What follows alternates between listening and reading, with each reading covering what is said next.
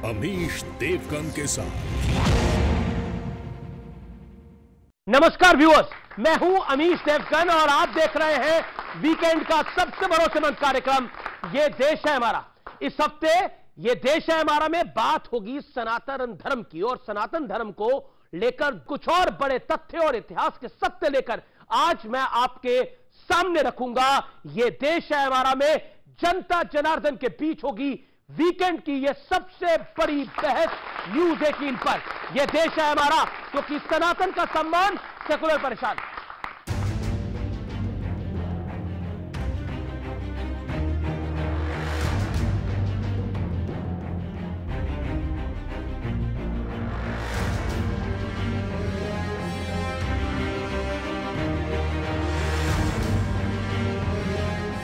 I'm a proud Hindu.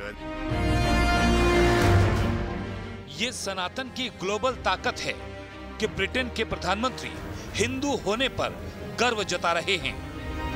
I'm a proud Hindu and that's how I was raised, that's how I am. लेकिन अपने ही देश में India गठबंधन के कुछ साथी हिंदू और सनातन के खिलाफ नफरती जहर उगल रहे हैं। மாநாடு என்றும் நீங்கள் இதை போட்டிருக்கிறீர்கள், இதை அழைத்திருக்கிறீர்கள், இந்த நிகழ்ச்சிக்கு பெயரிட்டீர்கள், அதற்கு என்னுடைய வாழ்த்துக்கள். சிலவற்றை நாம் ஒழிக்கத்தான் வேண்டும், எதிர்க்க முடியாது. கொசு, டெங்கு காய்ச்சல், மலேரியா, கொரோனா இதையெல்லாம் நம்ம எதிர்க்க கூடாது, ஒழித்து கட்ட வேண்டும். உண்மையாகத்தான் சொன்னார், மலேரியா போல டெங்கு போல ஒழிக்க வேண்டும் என்று. மலேரியாவுக்கும் டெங்குக்கும் சோசியல் ஸ்டிக்மா இல்ல, அது ஒரு அருவருப்பா சமூகம் பார்க்காது. அருவருவாக பார்க்கிற ஒரு சனாதனத்தை சொல்லணும்னா முறைப்படி ஒரு காலத்துல தொழுநோய் இருந்தது. मुंबई में क्या फैसला किया था आप लोगों ने कि क्या हिंदू आस्था, हिंदू विश्वास, हिंदू चिंतन के खिलाफ इस तरह की शर्मनाक विभत्स टिप्पणी की जाएगी? ये वही ए राजा हैं जो 2G घोटाले के आरोप में 15 महीने जेल में बिता चुके हैं। अब जरा इंडिया गठबंधन के कुछ और साथियों की मानसिकता देख लीजिए। Any religion which does not give you equal rights, does not treat you like humans, is not a religion. So it's as good as a disease. अब टीका लगा के घूमने वाले ने भारत को गुलाम बनवाया था, अब फिर कैसे भारत गुलाम हो जाए रास्ते पर ले जाने का प्रयास कर रहा है निर्माण। सोची समझी रणनीति है कि हिंदुओं को गाली दो, हिंदुओं को खत्म करने की बात करो, क्योंकि हिंदू तो वोट बैंक नहीं समझते, मुस्लिम वोट बैंक है। कर्नाटक के गृह मंत्री जी परमेश्वर ने तो हिंदू धर्म की उत्पत्ति पर ही सवाल उठा दिए। इस्लाम धर्म ಬಂದಿದೆ, ಕ್ರೈಸ್ತ ಧರ್ಮ ಬಂದಿದೆ, ಯಾರು ಹುಟ್ಟಿಸಿದ್ರು ಹಿಂದೂ ಧರ್ಮ ಇನ್ನೂ ಕ್ವೆಶ್ಚನ್ ಮಾರ್ಕ್ ಬಿದ್ದಿದೆ, ತೆಗೆದಿಲ್ಲ ಕ್ವೆಶ್ಚನ್ ಮಾರ್ಕ್। इस प्रकार के लोग कोशिश मानसिकता से ओतप्रोत है और सनातन धर्म सनातन है, अनंत है। लेकिन मुद्दा सनातन से हेट का नहीं है। सवाल है क्या आखिर इंडिया गठबंधन की मुंबई बैठक के बाद हिंदू और सनातन पर हमले की होड़ क्यों लग गई है? क्या वाकई ये विपक्ष की सोची समझी प्लानिंग का हिस्सा है? ऐसे में बड़ा सवाल यही है कि अपने देश में कुछ विपक्षी दल हिंदुत्व और सनातन के खिलाफ हेट का एजेंडा क्यों चला रहे हैं? आज इसी सवाल पर जनता के बीच होगी देश की सबसे बड़ी बहस। और इसी विषय पर बात करने के लिए मेरे साथ आ जुड़ रहे हैं कई खास मेहमान। सबसे पहले तो जोरदार तालियां सारी ऑडियंस के लिए हमारे साथ मौजूद हैं। और आज एक बेहद बड़ा खास पैनल है। सुधांशु त्रिवेदी हमारे साथ, भारतीय जनता पार्टी के member of parliament. Devkinandan Thakur है, उनको अभिनंदन है। राजकुमार भाटिया मेरे साथ, प्रवक्ता समाजवादी पार्टी के, उनका अभिनंदन है। और मेरे साथ शादाब चौहान है, नेता पीस पार्टी के, जोरदार तालियों के साथ उनका अभिनंदन है। मेरे साथ साजिद रशीदी है, जाने माने इस्लामिक स्कॉलर है, उनका अभिनंदन है जोरदार तालियों के साथ। तो आप तमाम लोगों का स्वागत है इस चर्चा में। शादाब चौहान, तो आपके पूर्वज भी हिंदू थे, ऐसा गुलाम नबी आजाद कह रहे हैं। देखिए, गुलाम साहब किसके गुलाम हैं मैं उस पे विषय पे नहीं जाना, उनकी अपनी राय है। लेकिन ये कड़वा सच है जिसको हम दिल से स्वीकार करते हैं और सम्मान करते हैं कि हमारे पूर्वज ठाकुर जसवंत सिंह थे, जिन्होंने, सुन लीजिए, जिन्होंने अपनी मर्जी से घर वापसी की, क्योंकि हमारा यह धार्मिक बिलीफ है कि दुनिया में जो कोई पैदा होता है, मुसलमान पैदा होता है, और आदम अलैहिस्सलाम जो उसको उनको सब मानते हैं, वो भारत में आए, तो पूरी दुनिया जो है वो भारत से शुरू हुई है। हमारा भारत तो इतना महान है। ठीक है, सुधांशु त्रिवेदी, गुलाम नबी आजाद ने एक बात बोली तो मुझे लगा कि मुझे पढ़ना चाहिए कि क्या है, तो मैंने शेख अब्दुल्ला साहब की ऑटोबायोग्राफी पढ़ी। उन्होंने भी बोला है कि हमारे पूर्वज भी हिंदू ही थे। और तो और आपको बताऊं, बेनजीर भुट्टो की जो ऑटोबायोग्राफी उन्होंने लिखी थी आज से 25-30 साल पहले, डॉटर ऑफ द ईस्ट, उसमें उन्होंने लिखा है कि उनके पूर्वज राजस्थान के राठौड़ से। बहुत सारी बातें ऐसी, इसमें कहीं कोई किंतु परंतु की गुंजाइश नहीं है। मुझे लगता है कि कुछ लोग जो अपनी सियासत की दुकान, तो नफरत की दुकान और मोहब्बत की दुकान वाली, मतलब दुकानदारी तो है ना, उनकी दुकानदारी चलती रहे, इसलिए वो भारत से अलग आइडेंटिटी भारत के भिन्न भिन्न मजहब के लोगों की बनाकर रखना चाहते हैं। ये एक समस्या है। जबकि मैं आपसे ईमानदारी से कहता हूं, जैसे जैसे टेक्नोलॉजी आगे बढ़ रही है, हिंदू धर्म की वास्तविकता और श्रेष्ठता साबित हो रही है। जैसे राम मंदिर की हकीकत रडार मैपिंग से आई, आज सर्वे के ऊपर काशी विश्वनाथ पे रोक इसीलिए लगाने की बात कही जा रही है। सरस्वती नदी नासा की पिक्चर से दिखी थी, राम सेतु उससे दिखा था, वैसे ही अब जीनोम सीक्वेंसिंग की बात आपने कोरोना वैक्सीन के समय बहुत सुनी होगी। इवन अमेरिका ने घोषणा की है कि ऑलमोस्ट ह्यूमन जीनोम की कंप्लीट मैपिंग हो गई है। जिस दिन ह्यूमन जीनोम की मैपिंग हो जाएगी, एक दौर ऐसा आएगा कि जैसे आज आपकी ब्लड टेस्ट की रिपोर्ट होती है, 15-20 साल बाद डॉक्टर कहेगा अपना जेनेटिक मैप लाओ, और जब जेनेटिक मैप लाएंगे तो तय हो जाएगा कि हिंदुस्तान के किसी मुसलमान का कोई जेनेटिक कनेक्शन भारत से बाहर नहीं। भाई एक और बात आपको बताता हूं, मैं पहले भी ये बात कह चुका हूं कि मुगल की शुरुआत बाबर से होती है, जिसकी मां मंगोल और बाप उज्बेक था। मैं चुनौती से कहता हूं, सब अपना डीएनए टेस्ट करा लें, किसी का मंगोल और उज्बेक डीएनए से कोई कनेक्शन नहीं निकलने वाला। सब भारतीय हैं, भारत माता की संतान है। तात राम नहीं नर भूपाला, भुवनेश्वर कालो कर काला। ये मनुष्य नहीं, भगवान थे, काल के काल थे। ठीक है, मैं आपको बताऊंगा साजिद रशीदी। साजिद रशीदी, गुलाम नबी आजाद ने जो कहा सही कहा। क्या आपको लगता है उनकी बात से आप सहमत हैं? क्योंकि शेख अब्दुल्ला ने भी अपनी ऑटोबायोग्राफी में यही लिखा है। देखिए, सबसे पहली बात तो यह है कि नेता और अभिनेता, इनका कोई दीन धर्म नहीं होता।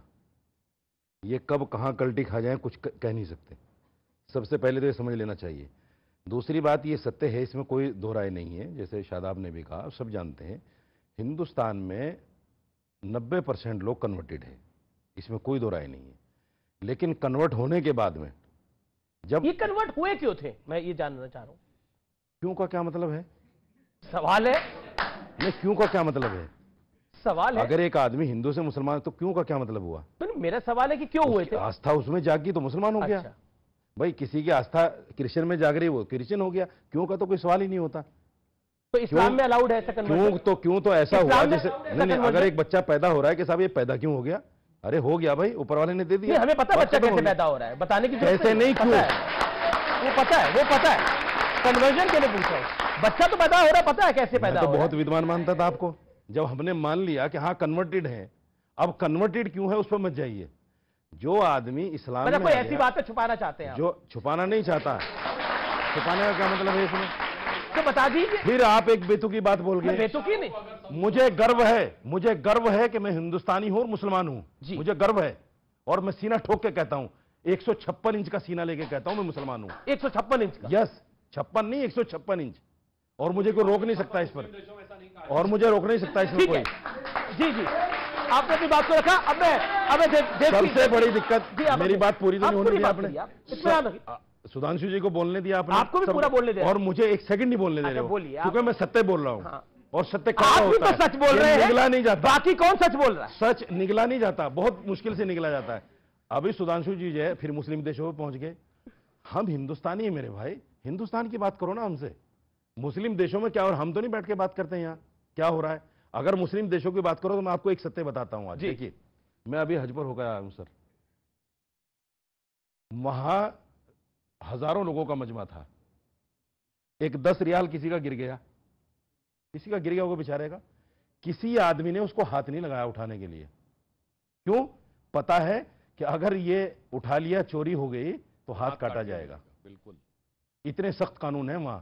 मुस्लिम देशों की बात कर, वहां रेप नहीं हो सकता जैसे यहां रोजाना होता है ना। जैसे मणिपुर के सीएम ने कहा है कि ये काम तो रोजाना होते हैं यहां, एक पत्रकार तो के कहना जवाब क्या में। चाह रहे हैं आप? शर्म की बात है, आपके बीजेपी के नेता हैं, तो वहां नहीं होता ऐसा। मैं ये कहना चाहता हूं कि अगर यहां की सरकारें ईमानदार हो जाएं तो फिर यहां तो वहां की सरकार ईमानदार है, यहाँ की सरकार नहीं रूल सही है ना? बिल्कुल। किसका हाथ काटने वाला चोरी नहीं होगी, करके देखो आप। ठीक है, मैं वैसे एक लाइन इस पे बोल दूं, चोरी नहीं होगी, करके देखो आप। रफीक शदानी हैं, बहुत पुराने शायर हैं और मतलब वो अक्सर अवधी भाषा में कभी अच्छी बात को मान लेना चाहिए। बहुत अच्छी उन्होंने बात कही। उन्होंने कहा कि यहां पर तो हाथ की इधर उधर उठा कोई रख लेता ना, कहीं झुम्मन से कल कहीं वफाती सोच समझकर हज पर जायो, झुम्मन से कल कहीं वफाती सोच समझकर हज पर जायो, हिया की लब जब हुआ न चली है आपन आपन हाथ बचायो।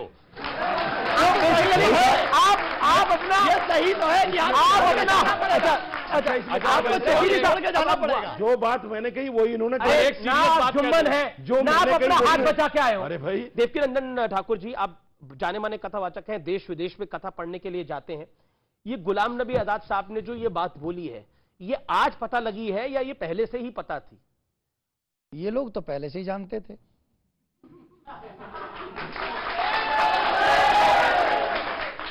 बार बार नारे मत लगाइए, मेरा निवेदन है। मेरे पूर्वज कौन है ये तो मुझे पता ही होगा ना, और आज हम सबके सामने इन्होंने एक्सेप्ट भी किया।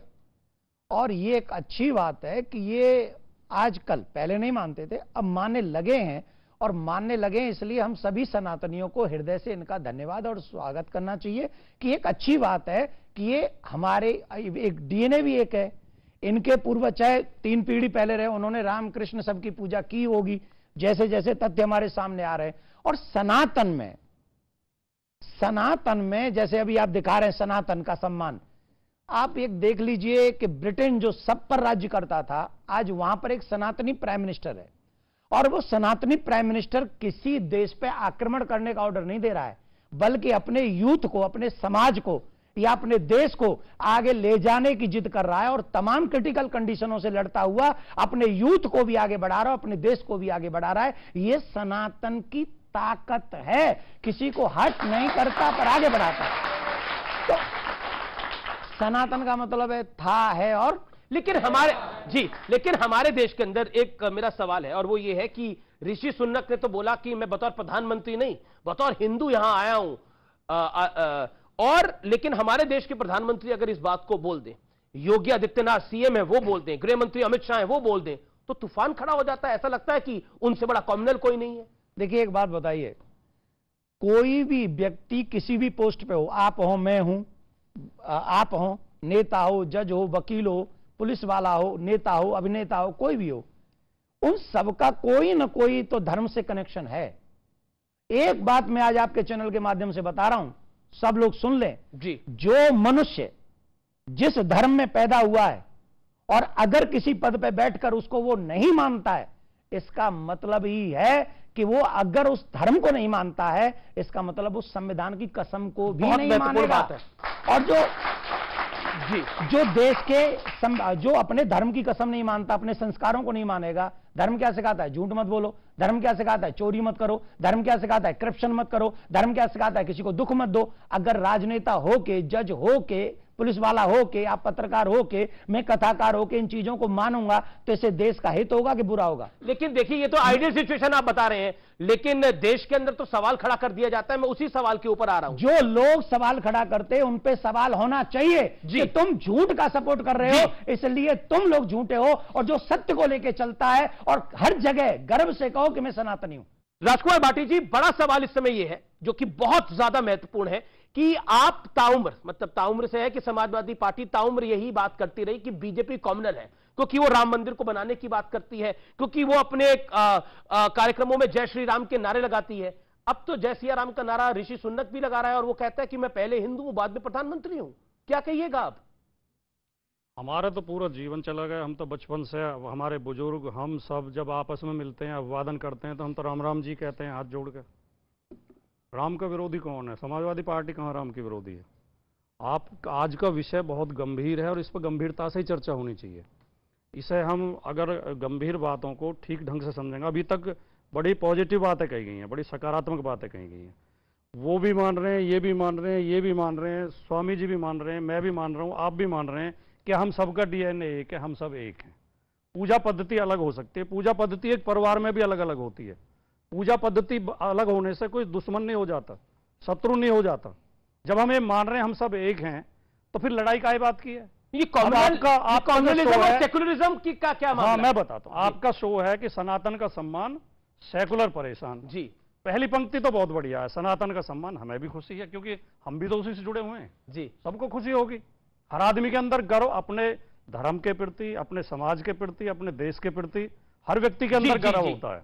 लेकिन दूसरी पंक्ति बिल्कुल गलत लिखी है, सेकुलर परेशान। कौन सा सेकुलर परेशान है? और ये देश सेकुलर है, देश का संविधान सेकुलर है। सेकुलर सनातन की कोई लड़ाई नहीं है। सेकुलर का मतलब है सब धर्मों का सम्मान करो, जी, कानून का पालन करो, संविधान का पालन करो। जब धर्म को, रामचरितमानस का आपके नेता सम्मान ही कर रहे हैं, मैं बता दूं, सेकुलर होने के नाते, उसमें बता दूं, फाड़ के जला रहे हैं। धर्म को ध्वंस की तरह यूज किया जाता है। किसने तरह यूज करते हैं बहुत लोग? जैसे कि जय श्री राम बोल के पिटाई करते हैं कि जय श्री राम बोल कि दर्जनों वीडियो घूम रहे हैं सोशल मीडिया पे, कटाई करते हैं। जैसे कि ये क्या हुआ, हमारे, अगर हम सनातनी हैं और हमें अपने धर्म पे गर्व है जी, तो हमें स्वामी विवेकानंद, स्वामी दयानंद जैसे संतों से शिक्षा लेनी चाहिए। हमें बिट्टू बजरंगी और मोनू कौन ले रहा है बिट्टू बजरंगी से? कौन ले रहा है प्रेरणा बिट्टू बजरंगी से? ये राम और कृष्ण नाराज हो रहे हो आप? यहाँ का युवा राम और कृष्ण से प्रेरणा लेता है, इन लोगों से नहीं। Point number one, point number two, अब आप सुनना पड़ेगा। अब पॉइंट नंबर टू, मैं आपकी बात, सुधांशु आपका जवाब जरूरी है। पहले मेरा जवाब पूरा हो जाए। बोलिए बोलिए, अमीश जी, आप इस बात पे क्यों नाराज हो? मैं तो नाराज नहीं हो रहा, बोल रहा हूं। आप पक्ष क्यों बनते? मैं तो राम और भगवान राम और कृष्ण की बात कर रहा हूं। आप वकील की तरह खड़े हो जाते हैं। मैंने तो नहीं कहा कि बिट्टू बजरंगी और मोनू मानेसर से आप ले रहे हो शिक्षा। आपने कुछ लोग ले रहे हैं, कुछ लोग बोला, उन्होंने वीडियो डाल के कहा है कि वहां आ रहे हैं हम और वो यात्रा निकाल रहे हैं। ऐसे लोग हमारे आदर्श कभी नहीं हो सकते, और अगर ऐसे लोग हमारे आदर्श हैं तो वो धर्म गड्ढे में जाए। तो आपने तो स्वामी प्रसाद मौर्य को आदर्श माना हुआ है।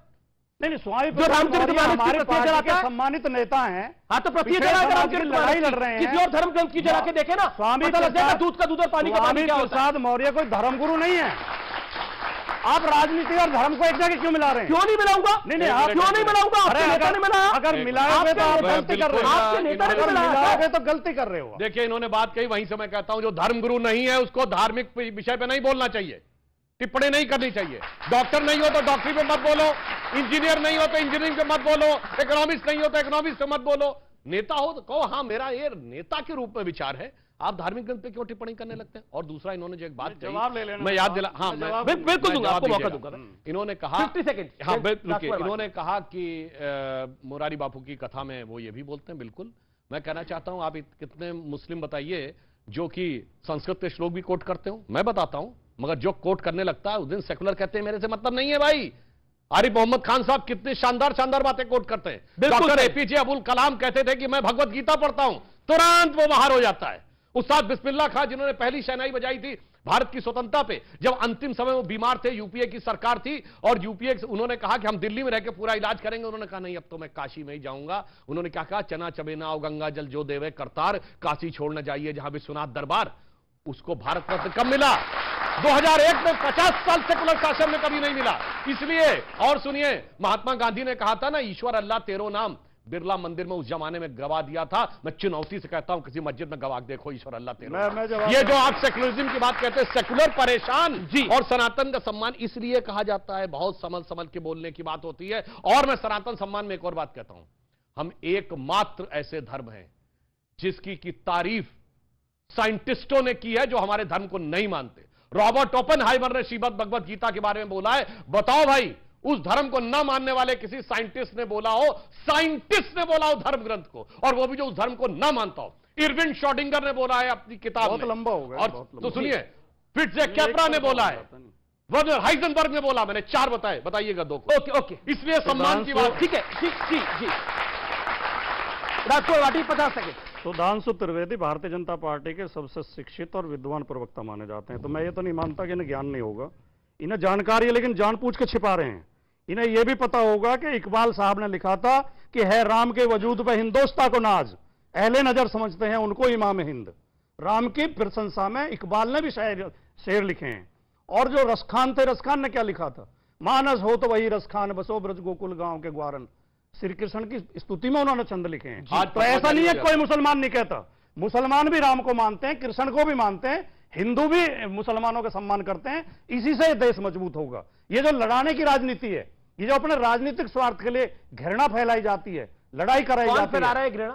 एक मिनट, कौन फैलाता है आपको नहीं पता? आप बता दीजिए। आरएसएस और बीजेपी फैलाती है। अच्छा, आरएसएस और बीजेपी का एजेंडा ये है कि लोगों को लड़ाओ, जाति के नाम पर लड़ाओ। ये जो यहाँ का झगड़ा मेवात का किसने शुरू किया? आरएसएस ने शुरू किया। आपने बोला राजस्थान में जो गुर्जर मीणा लड़ाई किसने लड़ाई? आपने आरएसएस में लड़ाई। आज अगर मणिपुर में अगर मैतेई और कुकी लड़ रहे हैं, किसके लड़ाई हुए? बीजेपी के लड़ाई हुए। आरएसएस और बीजेपी हमारे साथ दंगे कराती है। अब आरएसएस और बीजेपी लड़ाती है। एक मुझे एक लाइन में बोलना चाहता हूं, क्योंकि जनाब ने बोला कि आरएसएस और बीजेपी लड़ा रही है। सब लोगों को 1947 में देश का बंटवारा हुआ तो आरएसएस और बीजेपी लड़वा रही थी, बीजेपी का जन्म नहीं हुआ था तब। उससे पहले जब देश का बंटवारा मांगा गया, किस आरएसएस और बीजेपी का जन्म हुआ था? हाशिमपुरा दंगे हुए, कौन सी बीजेपी थी? अब सुनिए, मलियाना दंगे हुए, कौन सी बीजेपी थी? कई सारे सवाल है सर, आप डूब जाइएगा, जवाब नहीं आ पाएंगे। ओके, सुधांशु त्रिवेदी, आपका देखिए, दो राष्ट्र का सिद्धांत आरएसएस और हिंदू महासभा ने दिया था, सावरकर ने दिया था, जिन्ना ने बाद में मांग की थी दो राष्ट्र की। यहाँ पर तो बड़ा प्यार मोहब्बत है जी। पहले इन्होंने एक बड़ी अच्छी बात कही, भी दूध का दूध पानी का पानी हो जाता है। इन्होंने नाम लिया रसखान का। उनका नाम था सैयद इब्राहिम रसखान, बहुत बड़े कृष्ण भक्त कवि थे। और जिस इन्होंने कविता बोली वो थी कि रसखान कह रहे हैं कि मानुष हो तो वही रसखान, यानी मेरा अगला जन्म मनुष्य के रूप में हो। तो रसखान क्या करे, क्या बनूं? बसो ब्रज गोकुल गांव के ग्वारन, गोकुल में ग्वाल बालों के बीच में। जो पशु हो तो कहा बस मेरो, पशु के रूप में दूसरा जन्म हो। चरो नित नंद की धेनु बजारन, तो गाय बनूं नंद बाबा के। और पाहन हो तो वही गिरि को, पत्थर बनूं जो धर्यो कर छत्र पुरंदर धारन, गोवर्धन पर्वत पे। और जो खग हो तो बसेरो करो कहूं कालिंदी कूल कदम की डारन, यानी पक्षी बनूं तो उस कदम के वृक्ष पर जिसके नीचे भगवान कृष्ण मुरली बजाते थे। मैं पूछना चाहता हूं, अगला जन्म मानने वाला व्यक्ति जो कहे कृष्ण भक्त के रूप में अगला जन्म लूं, इस्लाम के हिसाब से सही है कि खारिज? अभी दूध का दूध पानी चालाकी है, दूध का दूध पानी का पानी। आज फतवा जारी हो जाता, रसखान पर फतवा जारी हो जाता। अच्छी बातें भी नहीं बचेंगी। इसीलिए मैंने कहा अमीश जी, रसखान ने तो शेष महेश दिनेश गणेश महेश जाय निरंतर गाँव है। रसखान ने तो ये भी कहा, और सुनिए उसके आगे क्या, ये अनादि अनंत अखंड जाय अनादि अखंड अछेद अभेद सुभेद बताइए। वेद अनादि उनका क्यों जवाब मांग रहे हो? रसखान पे बात करो। रसखान को मानते अब या तो ये भी, अगर आज कोई मुस्लिम कह दे कि वेद अनादि अनंत अखंड है, कोई कह दे मेरा अगला आज भी बहुत कहने वाले, आज भी बहुत, ठीक है, आज भी बहुत। ओके, शदाब चौहान है, मैं एक के पास, मैं शदाब चौहान आपके पास आता हूं, फिर देवकीनंदन जी और आपके पास आऊंगा मैं, रशीदी साहब। शदाब चौहान, जवाब जो सुधांशु जी ने पूछा, और एक सवाल मैं अपनी तरफ से पूछ रहा हूं आपसे, क्या गुलाम नबी आजाद साहब अभी भी सेकुलर है?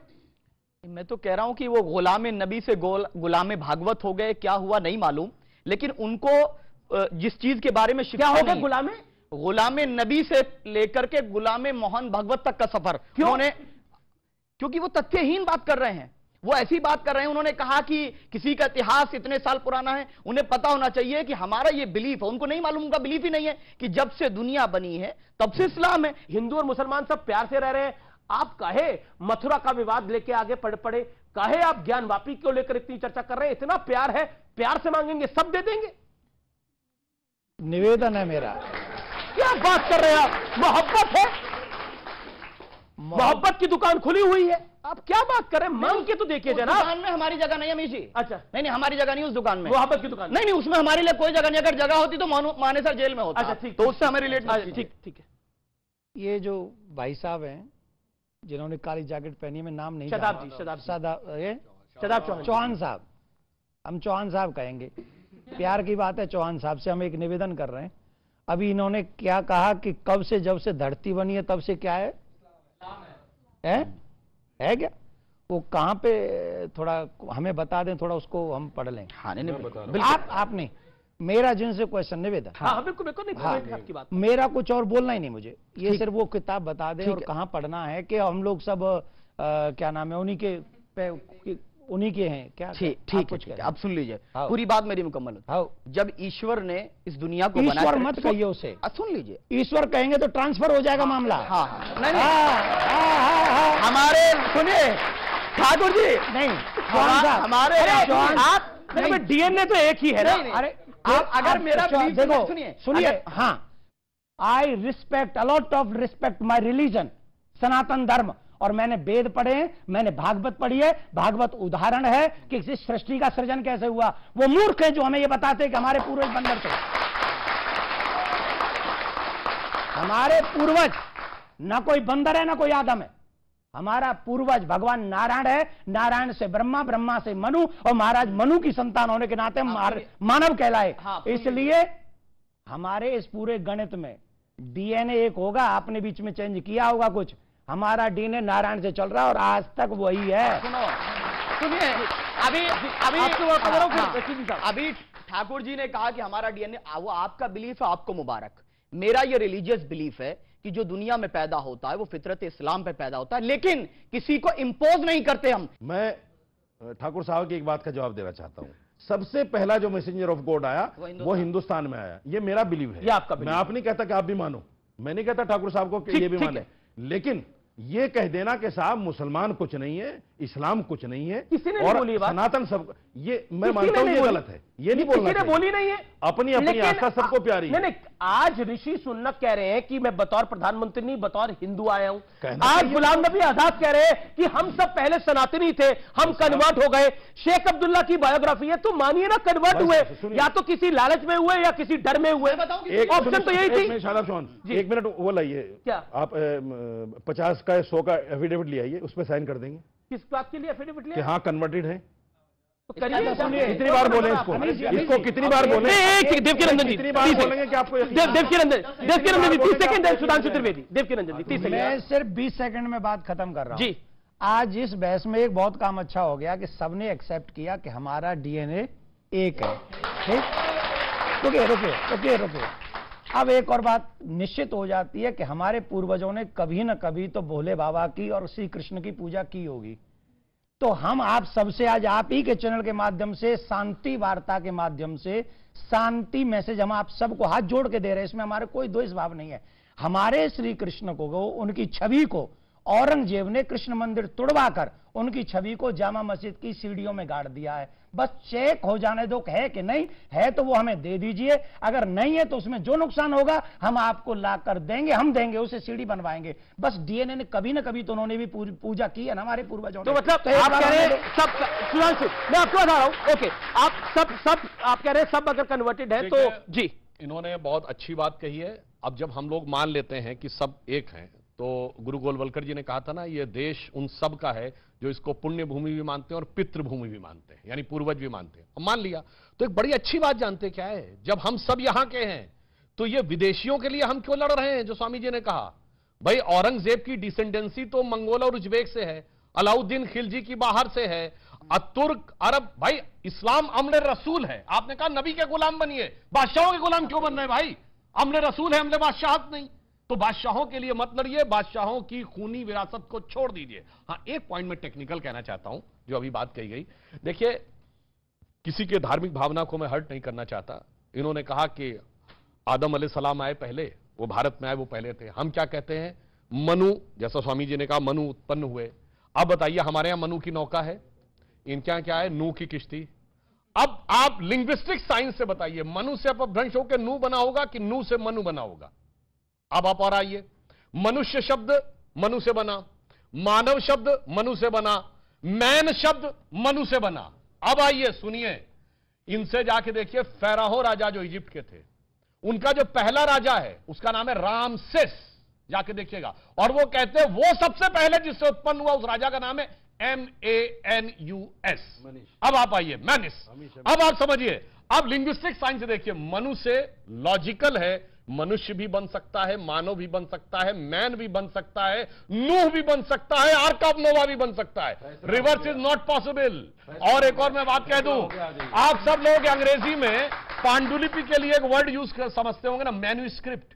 ये मैन्यूस्क्रिप्ट मनुस्मृति का भ्रंश है भाई। इसलिए मैं कह रहा हूं, और ये मैं आज हवा में नहीं बोल रहा हूं, ये कलकत्ता हाई कोर्ट के जज रहे अंग्रेजों के जमाने के, सन 1790 के। विलियम जोन्स अपने जमाने में लिंग्विस्टिक वेरिएशन के थ्रू प्रूव कर चुके हैं। तो आपकी बात बिल्कुल सही है, सब आए थे, पूरे विश्व की समस्त संस्कृतियों का उद्गम भारत था, कोई कहीं, सारे के सारे भारत से ही आए थे। इसीलिए हम ये कहना चाहते हैं, जातियों का उत्थान पतन ना दिया, झड़ी प्रचंड समीर, खड़े देखा झेला, हंसते प्रलय में पले हुए हम वीर, किसी का हमने छीना नहीं, प्रकृति का रहा पालना यही, हमारी जन्मभूमि थी यही, कहीं से हम आए थे नहीं। जी, ये देश है हमारा में रुकेंगे एक ब्रेक के लिए, लेकिन ब्रेक के उस पार ये चर्चा जारी है। ब्रेक के बाद कुछ जोरदार सवाल होंगे और ये चर्चा भी जोरदार होगी। आप देखते रहिए, ये देश है हमारा। पशु की पूजा करेंगे, आदमी का सिर काट देंगे। किसका सर काटा भाई? आदमी का पेशाब करते हो, सर पंच काटा जा रहा है, हिम्मत तो बोलो की औकात तो बोलो।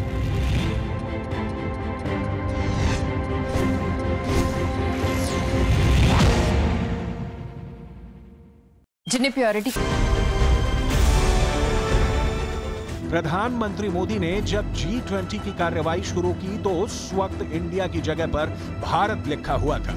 इस बात पर भी पूरी दुनिया के अखबारों में काफी कुछ लिखा जा रहा है। इंडिया बनाम भारत पर आखिर दुनिया क्या सोच रही है, इसकी भी चर्चा करेंगे। लेकिन सबसे पहले बात करेंगे आखिर इंटरनेशनल न्यूज़पेपर्स में मोदी, G20 और भारत के बारे में क्या छप रहा है।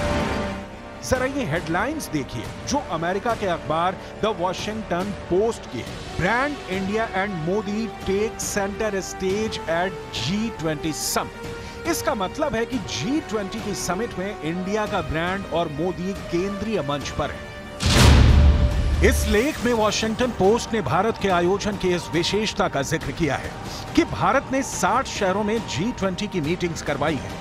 ये अपने आप में एक बहुत बड़ी बात इसलिए भी है क्योंकि भारत एक बहुत विविधता वाला देश है और G20 के माध्यम से पूरी दुनिया में भारत की संस्कृति का प्रचार और प्रसार भी हुआ है। वॉशिंगटन पोस्ट लिखता है कि भारत ने देश के सभी कोनों को छूते हुए 60 से ज्यादा शहरों में जलवायु और शिक्षा समेत तमाम मुद्दों पर 200 से ज्यादा G20 के कार्यक्रम करवाए हैं। इस बीच आयोजनों की वजह से भारत के इन शहरों के स्मारक और बुनियादी ढांचा भी चमकता हुआ नजर आ रहा है। ये आयोजन भारतीयों को भी ये अनुभूति करवा रहा है कि भारत के शहरों में कुछ बड़ा हो रहा है। भारत के शहरों को देश के राष्ट्रीय फूल और सत्तारूढ़ पार्टी के चुनाव चिन्ह कमल से सजाया गया है। वॉशिंगटन पोस्ट का एक और लेख पूरी दुनिया में काफी सुर्खियां बटोरता रहा। इस अखबार ने अपनी हेडलाइंस में लिखा, the G20 summit is a huge global branding exercise for Modi's India. यानी G20 समिट मोदी के भारत की बड़ी ग्लोबल ब्रांडिंग एक्सरसाइज है। वॉशिंगटन पोस्ट के इस लेख को लिखा है एडम टेलर ने। इस समाचार में वॉशिंगटन पोस्ट के पत्रकार एडम टेलर ने इंडिया का नाम भारत करने की चर्चाओं पर बड़ी चर्चा की है। इस चर्चा को उस वक्त भी बल मिला जब प्रधानमंत्री मोदी दुनिया के सामने G20 के सम्मेलन को संबोधित कर रहे थे। उस वक्त उनके डेस्क पर इंडिया की बजाय भारत लिखा हुआ था। ये भी चर्चा का बड़ा विषय बना हुआ है। इस पर वॉशिंगटन पोस्ट के पत्रकार एडम टेलर लिखते हैं, G20 से पहले भारत नाम का उपयोग करना प्रधानमंत्री मोदी के विजन को दिखाता है। बीजेपी के पदाधिकारियों समेत मोदी के समर्थकों का यह कहना है कि इंडिया नाम का संबंध देश के उपनिवेशिक यानी गुलामी के इतिहास से है। यानी मोदी सरकार जो भी करती है उस पर दुनिया की पैनी निगाहें होती है। जिस तरीके से कई आधिकारिक पत्रों पर प्राइम मिनिस्टर ऑफ इंडिया की जगह प्राइम मिनिस्टर ऑफ भारत लिखा गया और प्रेसिडेंट ऑफ इंडिया की जगह प्रेसिडेंट ऑफ भारत लिखा गया, उसने दुनिया को अपनी ओर आकर्षित किया।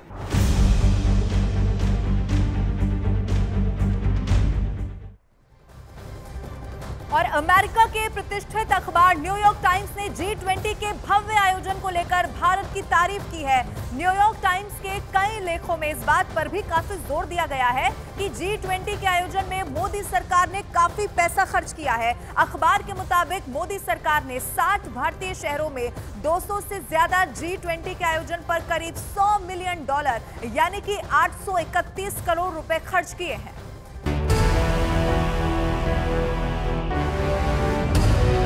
न्यूयॉर्क टाइम्स दुनिया का एक बड़ा अखबार है और इसमें G20 समिट का जिक्र करते हुए हेडलाइंस दी गई है। इसका मतलब है कि क्या भारत की वैश्विक महत्वाकांक्षाएं घरेलू स्तर पर गहरी होती खामियों से बच सकेंगी? यानी इस न्यूज आर्टिकल में प्रधानमंत्री मोदी और उनकी राजनीतिक स्थिति पर टिप्पणी की गई है। हाल ही में अमेरिका की एजेंसी प्यू रिसर्च के सर्वे में पाया गया है कि प्रधानमंत्री नरेंद्र मोदी के कामकाज से 80% भारतीय संतुष्ट हैं और उन पर भरोसा करते हैं। और चंद्रयान 3 की सफलता ने तो भारत की ब्रांडिंग और भी ज्यादा कर दी है।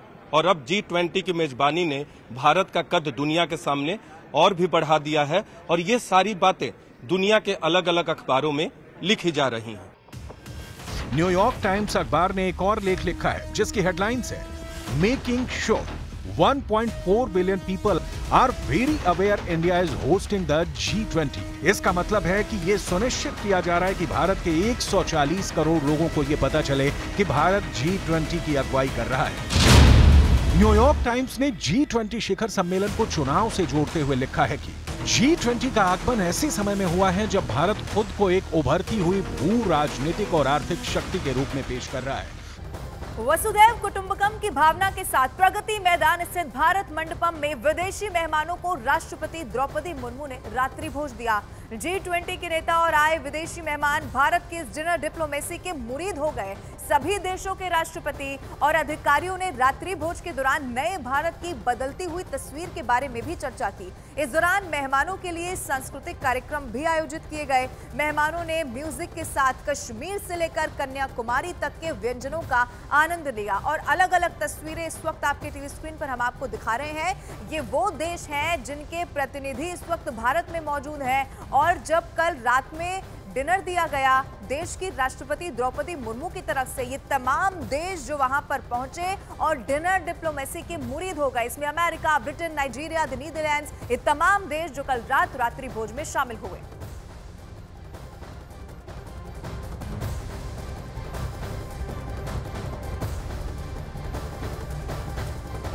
G20 शिखर सम्मेलन के पहले दिन की समाप्ति पर भारत मंडपम में मेगा डिनर का आयोजन किया गया। और इस डिनर में अमेरिकी राष्ट्रपति जो बाइडेन, ब्रिटेन के प्रधानमंत्री ऋषि सुनक, फ्रांस के राष्ट्रपति इमैनुअल मैक्रों समेत कई विदेशी मेहमानों ने शिरकत की, जो समूची दुनिया की करीब 80% आबादी और तकरीबन इतनी ही ग्लोबल इकोनॉमी को भी कंट्रोल करते हैं। लेकिन ये सभी मेहमान जब इस मेगा डिनर में पहुंचे तो दुनिया देखती रह गई।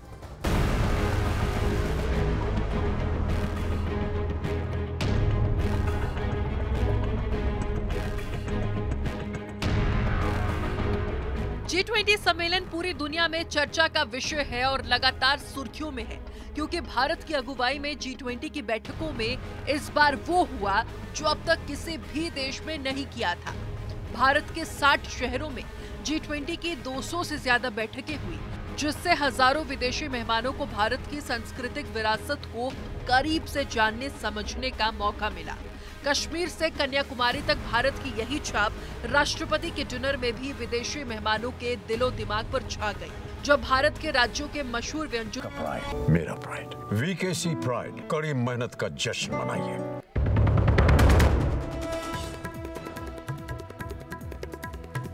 G20 के समिट के समापन से पहले पीएम मोदी ने ब्राजील के राष्ट्रपति को सौंपा। G20 का केवल 1 दिसंबर को ब्राजील बनेगा G20 का नया अध्यक्ष। G20 नई दिल्ली घोषणा पत्र में चला मोदी मैजिक। यूक्रेन के मुद्दे पर सहमति बनाने में मोदी की गारंटी चली। G20 में यूक्रेन को भारत की ओर से न बुलाने पर किसी देश ने नहीं उठाया सवाल। एशिया कप में बारिश की वजह से रुका भारत पाकिस्तान का मुकाबला। मैच रुकने तक भारत ने 2 विकेट के नुकसान पर बनाए 147 रन। आज अगर पूरा नहीं हुआ मैच तो कल के रिजर्व डे में पूरा हो सकता है मैच।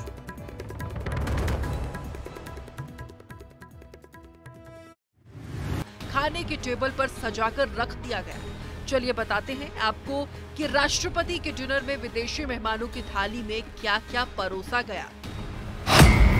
दही के गोले, फॉरेस्ट मशरूम, कुटकी श्रियन क्रिस्प, करी पत्ते के साथ तैयार केरल लाल चावल के साथ कटहल गैलेट, मुंबई पाव, बाकर खानी जो इलायची के स्वाद वाली मीठी रोटी होती है, इलायची की खुशबू वाला सावा का हलवा, आड़ू मुरब्बा, कश्मीरी कहवा, फिल्टर कॉफी और दार्जिलिंग चाय। डिनर के बाद राष्ट्रपति द्रौपदी मुर्मू ने ट्वीट किया कि भारत मंडपम में G20 शिखर सम्मेलन के भव्य डिनर में G20 देशों के प्रतिनिधि मंडलों और दूसरे देश के प्रमुखों की मेजबानी करना खुशी की बात थी। मुझे यकीन है कि हमारे विशिष्ट अतिथियों ने हमारे साथ रहने के दौरान भारत की संस्कृति, भारतीय व्यंजन का आनंद लिया होगा। हम बेहतर भविष्य के लिए मिलकर काम कर रहे हैं। जिस देश में अतिथि देवो भव का भाव हर जनमानस के स्वभाव में रचा बसा हो, उस देश में बाहर से आने वाला कोई मेहमान भारत की मेहमान नवाजी की ऐसी यादगार अपनी जहन में समेट कर ले जाता है जिसको वो आजीवन भूल नहीं सकता। G20 में आए करीब 25 देशों के राष्ट्रीय अध्यक्ष और कई अंतर्राष्ट्रीय संगठनों के प्रमुखों को राष्ट्रपति का ये डिनर और पीएम मोदी की डिनर डिप्लोमेरी हमेशा के लिए याद रहेगी।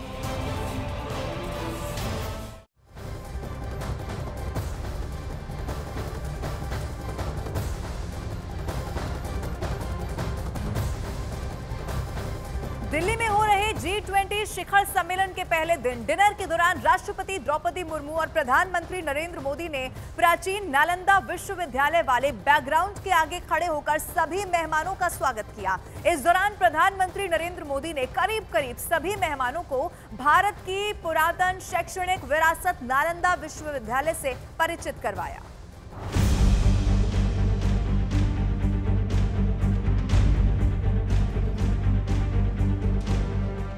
ऐसा क्या था नालंदा विश्वविद्यालय के इस पोस्टर में कि ऐसी कौन सी खास बात थी नालंदा विश्वविद्यालय की इस तस्वीर में, और ऐसा जानने और बताने लायक क्या था नालंदा विश्वविद्यालय की अवशेष वाली तस्वीर में कि राष्ट्रपति के डिनर में आमंत्रित हर विदेशी मेहमान उसके बारे में जानने के लिए बेकरार रहा और खुद देश के प्रधानमंत्री और राष्ट्रपति हर मेहमान को नालंदा विश्वविद्यालय की इस तस्वीर के बारे में जानकारी देते नजर आए।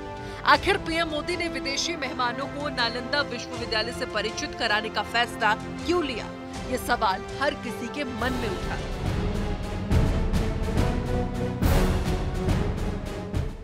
अमेरिका के राष्ट्रपति जो बाइडेन हो या ब्रिटेन के प्रधानमंत्री ऋषि सुनक, फ्रांस के राष्ट्रपति मैक्रो हो या फिर जर्मनी के चांसलर ओलाफ शॉल्स, हर किसी ने उस तस्वीर के बारे में जानना चाहा और जानने के बाद हर कोई हैरान भी हुआ।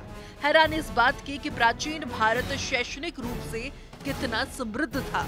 आश्चर्य इस बात का कि जिस युग में दुनिया लेखनी का कखरा सीख रही थी, उस वक्त में भारत विश्व गुरु की भूमिका निभा रहा था और दुनिया भर के छात्रों को नालंदा विश्वविद्यालय में अलग अलग विषयों का अध्ययन करा रहा था। भारत का ये सबसे प्राचीन विश्वविद्यालय रहा है जो 5वीं सदी से 12वीं सदी तक अस्तित्व में रहा। इसकी विरासत महावीर और बुद्ध के युग से चली आ रही है जो प्राचीन भारत की प्रगति को दर्शाती है। नई दिल्ली में आयोजित G20 सम्मेलन की थीम वसुदेव कुटुंबकम की है। इसी सोच, इसी भावना और इसी इरादे के साथ नालंदा विश्वविद्यालय की तस्वीर यह लगाई गई क्योंकि प्राचीन भारत की ये शैक्षणिक विरासत वसुदेव कुटुंबकम की भावना से ही पूरी दुनिया में ज्ञान का प्रकाश फैला रही थी और भारत दुनिया को यही बताने की कोशिश कर रहा था कि वसुदेव कुटुंबकम की सोच के लिए G20 की अगुवाई कर रहा भारत वाकई में इस सोच के साथ सदियों से जीता चला रहा है।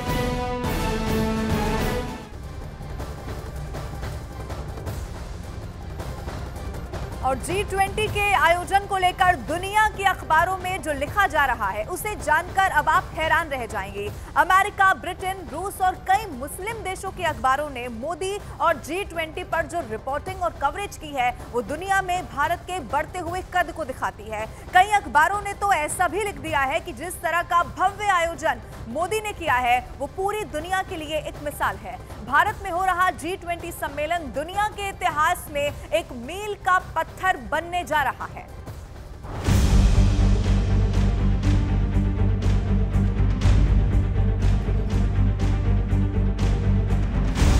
Joseph Biden, Right Honorable Rishi Sunak, His Excellency Mr. Justin Trudeau, Mohammed bin Salman Al Saud,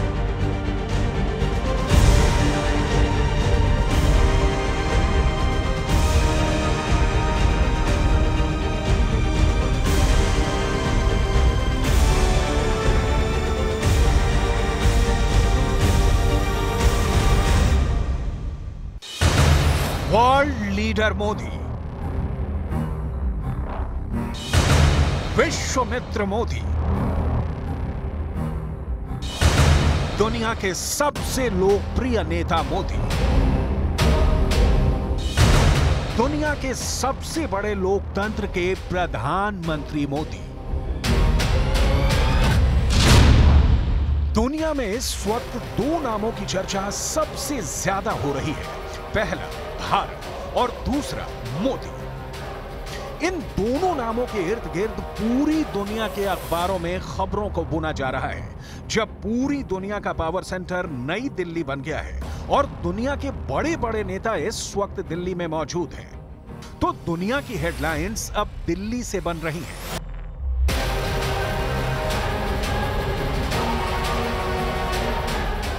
आज हमने अमेरिका, ब्रिटेन, रूस और अरब के कई बड़े अखबारों का अध्ययन किया है और यह पता लगाया है कि आखिर देश के बारे में इन बड़े बड़े इंटरनेशनल अखबारों में छप क्या रहा है। ये सब हम आपको आज विस्तार से बताने वाले हैं। इसके अलावा हम बात चीन की भी करने वाले हैं। ग्लोबल टाइम्स के लेखों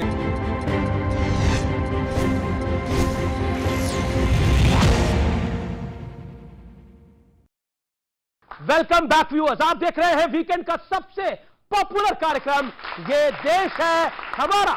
साहब का अभी आप जवाब दे रहे थे कि रिलीजियस विश्वास, रिलीजियस मेरा विश्वास है, स्वामी जी को आप दे रहे हैं जवाब। जब आप ये बताइए, इस्लाम तो कोई धर्म ही नहीं है, मजहब है, पंथ है, जबरदस्ती थोपा जा रहा है। मैं चुनौती से कह रहा हूं, आप बता दीजिए इस्लाम अगर धर्म हो, मैं बाहर चला जाऊंगा। जी बताइए आप। ठीक है, ओके शदाब का जवाब होगा। पहली बात आप लोगों से ले रहा हूं। अभी आपने ग्रेजुएशन तो किया होगा ना, उसमें सवाल सुन, रिलीजन का ऑप्शन आया होगा। आपने कहीं हिंदू फील किया होगा अपने आप को? क्या हिंदू, अब मेरे विद्वान बैठे हैं, सनातन धर्म के विद्वान है, सनातन धर्म तो है, लेकिन हिंदू शब्द कब आया, क्या लेना देना है उसका सनातन धर्म से, वो मुझे बता दीजिए। विदेशियों ने नाम दिया, उस नाम को ढोरे, पहले अपना सोच लीजिए, बाद में मेरे से सवाल करना। जी बाद में मुझसे सवाल करना। आपका सवाल क्या है? खड़े कहा था, इंडिका ना कि हिंदू कहा था। हिंदू कहां से आया बता दीजिए सर। जी आप बता दीजिए, आप बता दीजिए। जी हिंदू जी बताऊं आपका क्या सवाल? आगम में लिखा है हिमालय समारंभ, सुनिए, बृहस्पति आगम में लिखा हिमालय समारंभ यावत बिंदु सरोवरम तद्देव निर्मितम देशम हिंदुस्तानम प्रचक्षते। तो हिंदुस्तान आ गया ना, हिंदू से हिंदुस्तान आया। हुआ। अरे ठीक पाखंड हुआ है, सनातनी लोगों के साथ पाखंड हुआ है। क्या पाखंड हो रहा है? किसी वेद में हिंदू शब्द कैसे आया? ओके देवकीनंदन जी कुछ कहना चाह रहे? देवकीनंदन जी बोलिए देवकीनंदन जी, मैं आपको मौका दूंगा। रुक जा भैया, ओ भैया ने रुकला भाई, हम बैठे यहाँ कुछ नहीं, एक क्वेश्चन ही है। ये जो काली जैकेट वाले चौहान साहब हैं जी, पाखंड का अर्थ बताएं क्या है? मैं बता रहा हूं, पाखंड का अर्थ वो है जो सनातनियों के साथ हुआ, टैग में हिंदू लिख दिया गया, यही सबसे बड़ा पाखंड है, यही अर्थ है। बजा ताली हाँ, और सर्च करना, चार वेद है, चारों का सम्मान है, साबित कर दे कहीं मेंशन्ड हो हिंदू। बताइए देवकीनंदन जी, बताइए, हिंदू बताइए ना। मुझे एक बात बताइए अमीश जी, आप हमको पागल समझ रहे हैं? ये पाखंड बोलेंगे, पाखंड का पा नहीं पता है इनको, और ये हम सबको पाखंडी बोल के निकल गए, और आप हमसे क्वेश्चन नहीं ले रहे, इनसे पूछ नहीं रहे पाखंड क्या है। सबसे पहले तो ये होना चाहिए, जो आप टीवी चैनल पे बोल रहे हैं ना, ये सिर्फ यहां ताली 4 लोग नहीं बजा रहे हैं, पूरी दुनिया आपको नेशनल लेवल पे देख रही है। आपको एक एक शब्द सोच समझ के बोलना चाहिए, और किसी की इंसल्ट करने के लिए मत बैठो, किसी के धर्म का अपमान करने के लिए मत बैठो। पाखंड उसे कहते हैं जो परमात्मा से भिन्न है, जो है नहीं पर दिखावा करता है, जो है ही नहीं। पाखंड, मैं धर्म में रहता हूं पर धर्मात्मा नहीं हूं, इट मींस पाखंड। किसी ने कोई चाल, वो षड्यंत्र हो सकता है, वो पाखंड नहीं है। तो पहले एक शब्द जब आप बोल रहे हैं तो समझे। और यहां सनातन है, सनातन में कभी किसी का बुरा नहीं लिखा है। चौहान साहब, आपके पूर्वजों ने भगवान श्री कृष्ण की पूजा की है। अगर आपको पाखंड है, पाखंड का अर्थ समझना, तो ये समझिए कि औरंगजेब ने मेरे ठाकुर को मस्जिद की सीढ़ियों के नीचे गाड़ दिया। आपको उसका विरोध करना चाहिए कि उस दुष्ट ने हमारे साथ अन्याय किया। आप उसके, सुनिए एक सेकंड, आप उनके साथ उनकी बात में बात मिला देते हैं, इसका नाम पाखंड है। कोई धार्मिक व्यक्ति कभी नफरत की बात, झगड़े की बात कर ही नहीं सकता। जो सच्चा धार्मिक होगा वो हमेशा भाईचारे की और मेल मिलाप की बात करेगा। बिल्कुल। आप कुछ लोग जो राजनीति के लिए धर्म का प्रयोग करते हैं, उसमें विवाद पैदा होता है, वहीं से झगड़े पैदा एक दिल की गहराइयों से मेरा सवाल है आपसे, और एक ये नहीं सर, सुधांशु जी, दिल की गहराइयों से मेरा सवाल है, ये स्वामी प्रसाद मौर्य को किस कैटेगरी में डालते हैं जो रामचरितमानस को लेकर इतनी अनर्गल बातें करते हैं? और दिक्कत तब होती है जब आपके नेता उनको प्रमोशन भी दे देते हैं। नहीं अमित जी, आप गलत प्रश्न पूछ रहे हैं। रामचरितमानस, मैंने जब ये विवाद चला था तब भी कहा था, रामचरितमानस एक महाकाव्य है, पूरे भारत के विश्वविद्यालयों में साहित्य की श्रेणी में पढ़ाया जाता है, साहित्य सब्जेक्ट में पढ़ाया जाता है, कहीं धर्म ग्रंथ में नहीं पढ़ाया जाता। नंबर एक बात। दूसरे, रामचरितमानस लिखी गई है रामायण को आधार बना के। रामायण में भी वही 7 कांड है, बालकांड है, अयोध्या कांड है, अरण्य कांड है, किष्किंधा कांड है, सुंदर कांड है, युद्ध कांड है और उत्तरकांड है, और यही सारे रामचरितमानस में है। जू के तू कहानी भी जू की तो रखी है, लेकिन उन्होंने, तुलसीदास जी ने कुछ अपने शब्द ऐसे प्रयोग कर दिए हैं और कुछ घटनाओं को चेंज कर दिया है। हाँ, वो स्वामी प्रसाद मौर्य को समझ आ गई, अभी तक किसी को समझ नहीं आई थी। 70 के दशक में जो हिंदी, जो दिल्ली प्रेस है, सरता मुक्तम मैगजीन निकालते थे, पूरी सीरीज चलाते थे तुलसीदास के ऊपर के हिंदू समाज के पथभ्रष्टक तुलसीदास लिखते थे। और तुलसीदास ने क्या क्या गलत लिखा है। अब इन्होंने एक बात कही गंभीर, हाँ 70 के दशक में लिखा जाता था, और ये क्यों लिखा जाता था मैं बताता हूं। आप सबसे कहता हूं, जाके आज देखिए, आज तो पुरानी आर्काइव्स खुल गई हैं, जाके चेक करिएगा। एक टर्म है आइडियोलॉजिकल सबवर्जन, ये बाकायदा कम्युनिस्ट पार्टी का एजेंडा था केजीबी का, और इसका रेफरेंस है कि Mitrokhin's archive KGB and the world part 2। आज की पीढ़ी के सामने सारा डिटेल है, और मान्यवर अब जाके पढ़िए तो हकीकत समझ में आएगी। बिल्कुल सही बात कही गई है, ये सारी बातें भारत को कमजोर करने के लिए थी, इसलिए क्योंकि ये रामचरितमानस पे, क्योंकि ये रामचरितमानस की बात हुई, ये रामचरितमानस की बात हुई। आज मैं कहता हूं रामचरितमानस के शब्दों, थोड़ी देर के लिए रामचरितमानस के शब्दों को छोड़िए, प्रभु श्री राम का चरित्र देखिए, जिसने शबरी के बेर खाए, वानरों की सेना बनाई, और एक ब्राह्मण, क्योंकि रावण एक ब्राह्मण था, एक ब्राह्मण को का वध किया क्योंकि उसने स्त्री हरण किया था। तो राम तो चरित्रवान ही थे और मर्यादा पुरुषोत्तम ही थे। और जो लोग सवाल खड़ा करते हैं, जो लोग सवाल खड़ा करने का प्रयास करते हैं रामचरितमानस पर, वो भारत की आन बान शान पर सवाल खड़ा करते हैं। ये बात बिल्कुल स्पष्ट है। वो लोग भारत की संस्कृति को मिटाना चाहते हैं, वो लोग भारत के अध्यात्म को समाप्त करना चाहते हैं। यही काम अंग्रेजों ने किया था। उन्होंने जातियों में इतना बांटा था हिंदुस्तान को कि हमारे अपने लोगों का अपने ऊपर से भरोसा हट गया था। उन्होंने इकोनॉमिकली हमें कमजोर कर दिया था और हमें अपना गुलाम बना लिया था। इसलिए जो व्यक्ति अपनी जड़ को मजबूत रखता है, वो पेड़ ऊपर ही जाता है, वो नीचे नहीं गिरता। इसलिए हिंदुस्तान के लोगों, अपनी जड़ को मजबूत रखो, नहीं तो कब अंत हो जाएगा पता नहीं। जी, हमारा जवाब लेना चाहिए। जी जी जी, जवाब लेना चाहिए। हाँ, बोलिए। मैं बहुत कंफ्यूजन कर दिया। जब 2600 साल पहले महात्मा बुद्ध जातिवाद का विरोध कर रहे थे, वर्ण व्यवस्था का विरोध कर रहे थे, तो केजीबी के एजेंट थे। जब कबीर लिख रहे थे, जब कबीर, महात्मा बुद्ध ने पूरा वर्ण व्यवस्था का विरोध किया। जब कबीर लिख रहे थे कि जात पात पूछे नहीं कोई, हर को भजे सो हर का होई, और जो जातिवाद का विरोध कर रहे थे, तो वो केजीबी का एजेंट थे। जब बाबा साहब अंबेडकर, अरे मैंने अब आप बोलने नहीं दे रहे हैं, मैंने आपको शांति सुना। सुनिए, आप गलत बयान कर रहे हैं, आप गुमराह कर रहे हैं, आप षड्यंत्र कर रहे हैं। आपको सुनना चाहिए धैर्य के साथ, जैसे मैंने धैर्य के साथ सुना था। बाबा साहब ने मनुस्मृति की होली जलाई थी, केजीबी के एजेंट थे वो। अच्छा ठीक है, आपने जातिवाद की लड़ाई है, जाति अस्मिता की लड़ाई है, ये रुक नहीं सकती। आपका विषय दूसरी तरफ, बाबा साहब केजीबी का एजेंट गुमराह नहीं कर सकते। बाबा साहब पढ़िए, थॉट्स ऑन पाकिस्तान में उन्होंने लिखा है कि किस ढंग का भेदभाव होता था, क्रिश्चियन क्यों नहीं बने, वो भी बात को पढ़ो, पूरी बात बताइए। और सुनिए बाबा थॉट्स ऑफ पाकिस्तान में पता क्या लिखा है, और क्या लिखा है? थॉट्स ऑफ पाकिस्तान में लिखा, उन्होंने लिखा है, मैं उन शब्दों को प्रयोग नहीं करना चाहूंगा क्योंकि आप उसे मुद्दा बनाएंगे। ठीक है, लेकिन बाबा साहब ने, जिनकी आप वकालत कर रहे हो, रशीदी साहब, बाबा साहब ने बहुत बड़े शब्द लिखे हैं। अच्छा, ये रशीदी साहब एक सेकंड देखिए, आप लोगों के झगड़े में ये टेक्निकल में नहीं जाता हूं, मैं एक बात कहना चाहता हूं। ये वही शक्तियां हैं जो चाहती हैं कि हिंदू समाज में जाति, ये वही शक्तियां जो ये वही है हनुमान जी को 80% लोगों को पशु समझते हैं, जब पशु से नीच समझते हैं, ये वो शक्तियां हैं ठीक है जो 80% पशु से नीच समझते हैं। अरे नहीं, बिल्कुल पशु की पूजा करेंगे, आदमी का सिर काट देंगे। किसका सर काटा भाई? आदमी का पेशाब करते हो, सरपंच से काटा जा रहा है, हिम्मत बोलो, और कहा तो बोलो, सरपंच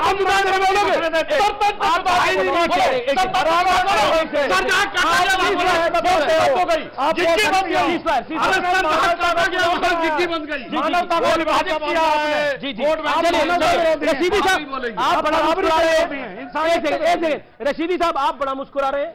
मैं इसलिए मुस्कुरा रहा हूं कि छाछ बोले सो बोले, छलनी बोले जिसमें 72 छेद। धर्म जो भी हो, जिसका भी हो, सबका मानना है कि अपने धर्म का पालन करो। अगर ऋषि सुनक ने कहा कि मैं हिंदू हूं, हमें भी गर्व है उनके ऊपर।